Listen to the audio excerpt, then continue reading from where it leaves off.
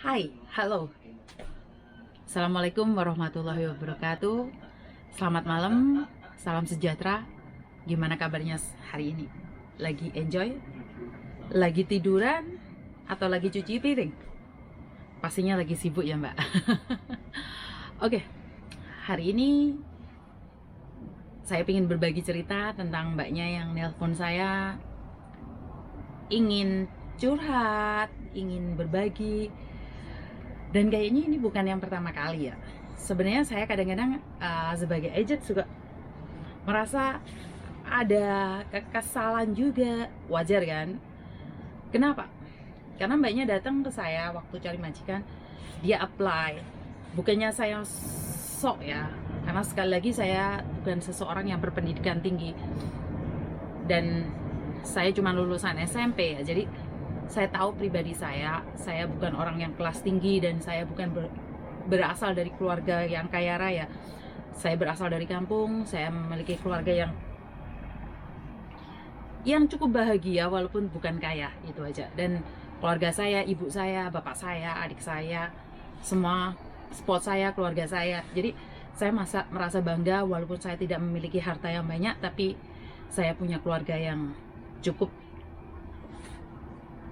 mendukung, memberikan support pada saya. Oke, balik lagi sama ceritanya. Kenapa saya ingat cerita ini? Sebenarnya dulu saya pernah juga ya waktu aku di kantor kos WB. Jadi ceritanya seperti ini. Mbaknya apply cari majikan, aku daftar, nama, umur, nomor HP, nomor KTP, terus tinggi badan, berat badan, dan sampai pada waktunya sudah menikah belum? Dia bilang masih single. Pendidikan SMP, SMA, apa SMA mbak? Terus jawabannya mbaknya, maaf mbak, saya adalah sarjana muda. Oh, oke. Jadi sebenarnya dari awal dia ngomong dia tuh nggak mau pakai bahasa Indonesia ya. Mungkin dia udah biasa pakai bahasa Inggris. Saya kadang juga bahasa saya campur-campur, bukannya saya sok ke barat-baratan ya. Kadang-kadang udah biasa ngomong pakai gimana sih, kayaknya ada satu kata-kata yang keselip kadang-kadang sampai aku nggak tahu bagaimana bahasa Indonesianya. Sama kayak kalian juga ya, kadang-kadang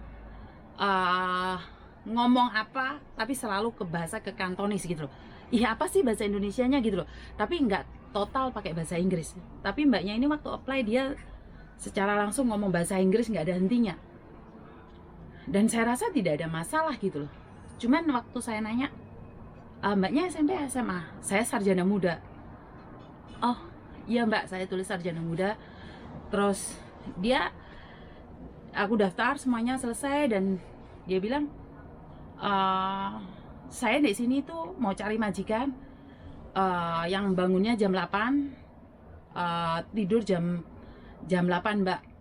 Dan saya cuman mengajar anak saja, saya tidak mau cuci piring, bersih-bersih rumah karena saya cuman baby sister. Saya bilang oke, nggak apa-apa mbak. Terus saya nanyain, terus mbaknya kenapa nggak renew sama majikan ini? Oh, majikan ini mau balik lagi ke London mbak, jadi saya nggak renew. Oke, jadi sekarang saya merasa ada yang aneh di sini. Jadi bukan majikan cari pembantu atau majikan cari cece, tapi sekarang cece yang memilih majikan. Dan akhir-akhir ini saya merasa seperti itu. Saya tahu keadaan Hong Kong sekarang kurang pembantu ya, tapi sekarang model-modelnya itu banyak cece-cece yang adigang, adigung, adiguna ya. Saya merasa kayak sok banget gitu loh. Padahal kan sekali lagi nggak ada masalah. Sekali lagi nggak ada masalah kalau kalian mau sok-sokan atau mau merasa paling hebat. Tapi gimana pun betapa hebatnya kamu di masa lalu, tapi saat kamu mencari pekerjaan baru, kamu semuanya harus penyesuaian juga ya. Begitu juga saya yang saat ini bekerja di Agent Bandung. Walaupun dulu saya di Smart Biz 12 tahun, betapa pinternya saya, betapa hebatnya saya. Tapi saat saya pindah ke Bandung, ke Agent Bandung, saya tuh berawal dari kosong ya. Bos saya tidak percaya dengan saya. Bos saya ngajarin saya ini itu. Dan pertama kali saya merasa wow, Aku lo udah kerja 12 tahun sama salah satu agent, masih diajarin lagi. Tapi saat itu saya pulang, saya merenung, oh iya, semuanya harus penyesuaian. Jadi saya merasa betapa hebat pun kamu di masa lalu, dan kamu melangkah lagi ke masa depan, kamu tetap harus penyesuaian. Poinnya di sini adalah betapa pengalamannya kamu di salah satu majikan, saat kamu berangkat ke majikan yang satunya, kamu harus penyesuaian juga ya. Ini sebenarnya ada salah satu kasus ya. Mbak ini sebenarnya sangat pintar sekali ya, saya sangat suka sekali. Dia bekerja sama satu majikan kurang lebih 8 tahun dan melakukan kontrak mandiri. Majikannya ada 3 anak. Mbaknya ini hebat banget, powerful banget ya. Jaga 3 anak, kemana-kemana sendiri, dia lakukan sendiri. Tapi pada akhirnya majikan nggak kuat bayar, dia balik cari saya. Dan di situ dia dapat majikan dengan gaji yang tinggi ya. Tapi 3 atau 4 pembantu satu rumah. Sekali lagi, mungkin mbaknya ini punya jiwa arogan, di mana dia merasa bahwa aku bisa segalanya, aku tahu segalanya.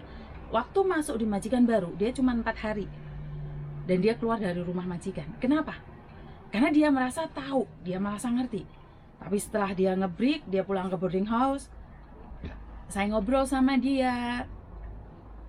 Terus saya nanya sama dia, tujuan kamu apa? Oh ya Cah Yuni, saya seperti ini, seperti ini. Saya selalu bilang sama dia, saya tahu kamu orang pengalaman, kamu orang hebat. Memang dia orang hebat. Cuman dia kan harus penyesuaian juga di majikan baru. Dan pada akhirnya dia sekarang masuk majikan baru dan ya masih masa penyesuaian karena sekarang belum sampai 1 bulan di majikan baru ya. Kalau kita punya rasa bahwa kita merasa tahu, orang lain males ya mau ngajarin nih Mbak ya. Jadi kayaknya enggan untuk berbicara. Tapi kalau kalian nggak pingin tahu, orang juga enggan ngajarin sampean. Jadi hidup ini harus seimbang ya. Kadang kita harus sedikit pintar, tapi jangan terlalu arogan. Kalian boleh aktif tapi jangan arogan. Kalau kita arogan, kita kehilangan diri kita sendiri juga. Dan sekali lagi ingat ya, kalau mbaknya punya temen atau siapa, ini pengalaman saya pribadi ya. Saat kita mudah marah, mudah emosi, sebenarnya diri kita itu tidak merasa aman. Kita merasa khawatir. Dan saat kekhawatiran itu ada, ditanyain teman sedikit aja mudah tersinggung. Jadi mudah, ya apa ya, nggak bisa toleransi. Disentuh temennya sedikit udah ngamuknya nggak karu-karuan gitu loh. Di sini saat-saat ini ya, saat-saat ini pokoknya semuanya itu mudah banget tersinggung ya, mudah banget terpancing emosi, mudah banget menyala gitu loh. Jadi ngomong sedikit udah kayaknya kita mau ngajak bertengkar, kita kayak mau ngajak berantem. Dan pada akhirnya saya ada beberapa kasus hari-hari ini karena keegoisan kita. Kita nggak bisa menahan emosi kita sedikit aja.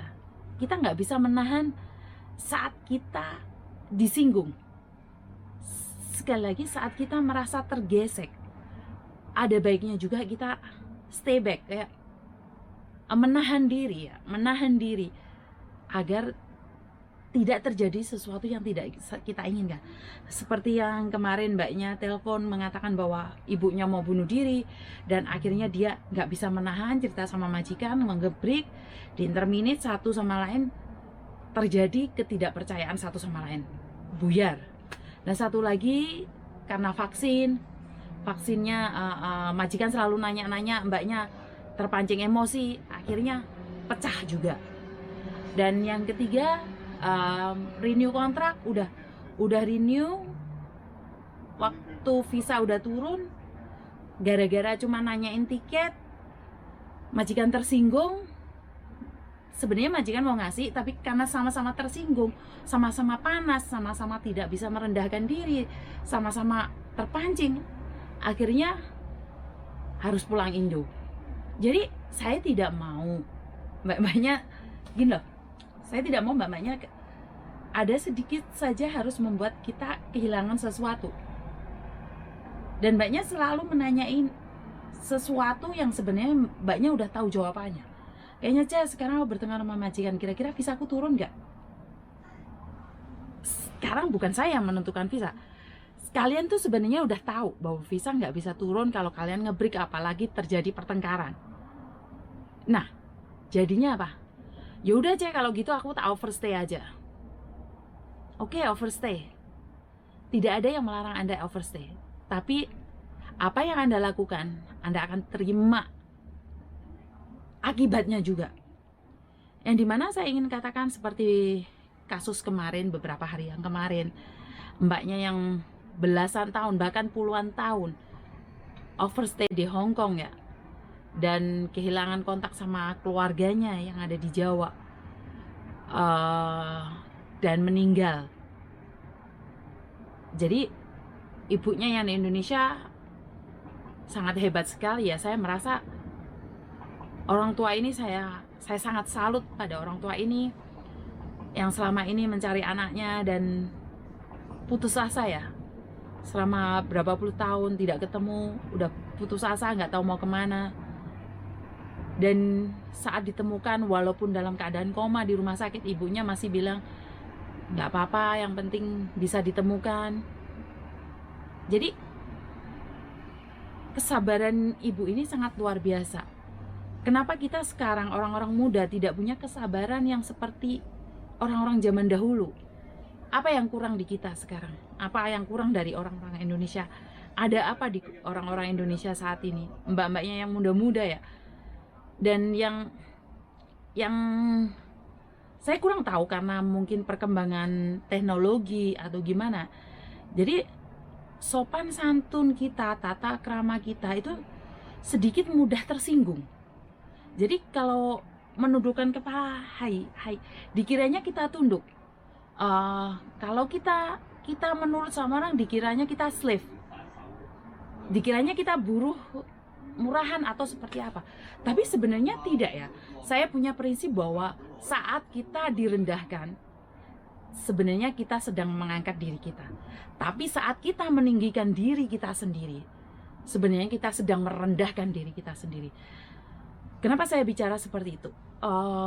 Dulu waktu zaman dulu ya, waktu itu saya sudah menikah dan bercerai. Saya waktu itu sendiri, saya tidak sama suami saya. Saya sempat jadi tomboy, dimana saya punya jiwa yang arogan banget, dimana saya tidak bisa dikontrol oleh siapapun, dimana saya sangat mudah emosi. Kenapa? Karena saya punya rasa tidak percaya dengan siapapun. Karena saya punya rasa emosi yang tidak menentu dengan keadaan. Saya putus asa dengan keadaan.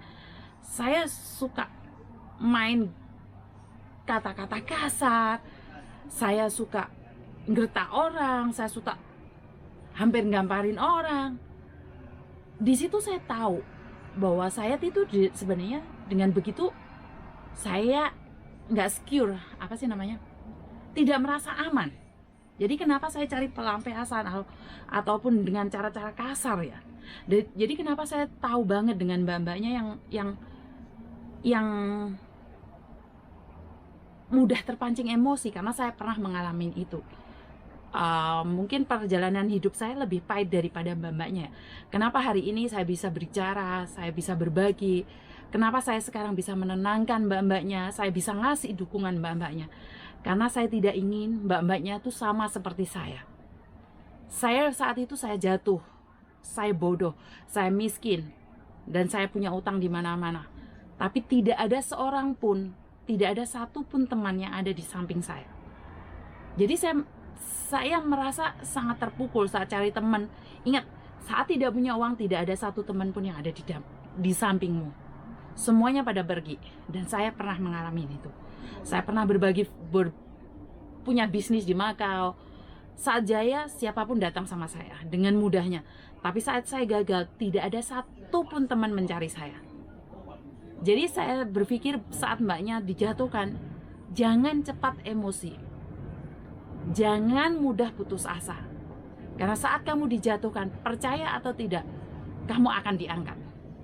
Dan jangan pernah meninggikan diri sendiri.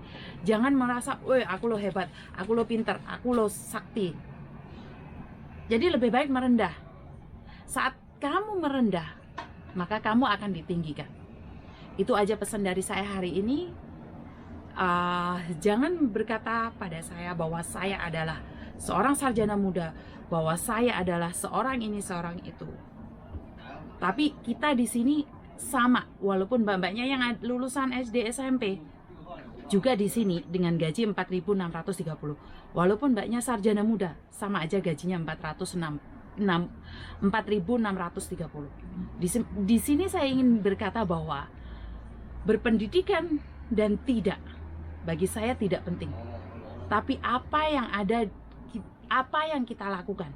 Orang punya pendidikan tapi tidak ngerti juga percuma. Orang yang punya pendidikan tinggi tidak paham juga tidak ada gunanya. Tapi bukan berarti saya mengatakan bahwa tidak perlu sekolah ya, tidak ya. Yang saya ingin katakan di sini adalah berpendidikan tinggi dan punya jiwa tinggi, punya pengetahuan yang tinggi, punya ilmu yang tinggi, dan punya kesabaran yang tinggi. Itu aja dari saya. Terima kasih dan selamat malam.